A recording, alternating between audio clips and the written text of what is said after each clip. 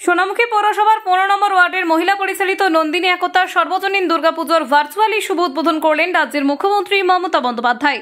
সোনামুখী পৌরসভার 15 নম্বর ওয়ার্ডের নন্দিনী একতার সর্বজনীন মহিলা দ্বারা পরিচালিত এই পুজো এবার 22তম বর্ষে পদার্পণ করল। মুখ্যমন্ত্রী মমতা বন্দ্যোপাধ্যায়ের হাত ধরে এই পুজোর শুভ উদ্বোধন হওয়াতে খুশি এলাকার সকল সাধারণ মানুষ থেকে শুরু করে পুজো উদ্যোক্তারা।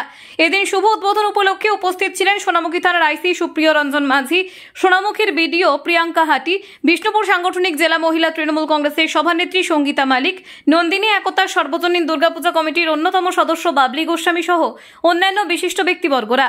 সম্পূর্ণ মহিলা দ্বারা পরিচালিত এই পুজোকে কেন্দ্র করে এলাকার সাধারণ মানুষের মধ্যে আনন্দ উচ্ছ্বাস থাকে চোখে পড়ার মতো। পাশাপাশি দুর্গাপুজোর কটা দিন বিভিন্ন সাংস্কৃতিক অনুষ্ঠানের আয়োজন করা হয়।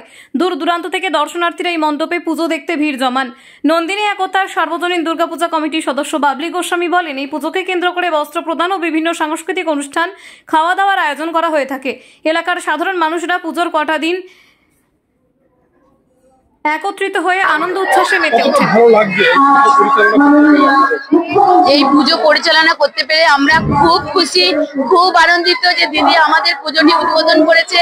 আমরা 22 বছর ধরে মহিলারা এই পুজোটি চালিয়ে আসছি।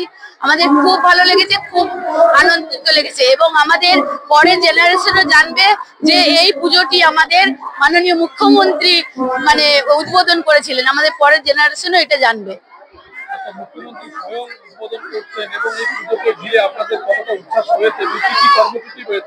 এখানে আমাদের রয়েছে তো বস্ত্রদান থেকে আরম্ভ করে খাওয়া দাওয়া থেকে আরম্ভ করে সমস্ত কিছুই আছে।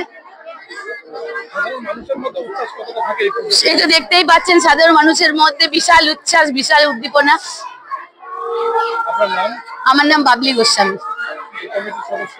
হ্যাঁ, আমি এই নন্দিনী একতার সদস্য।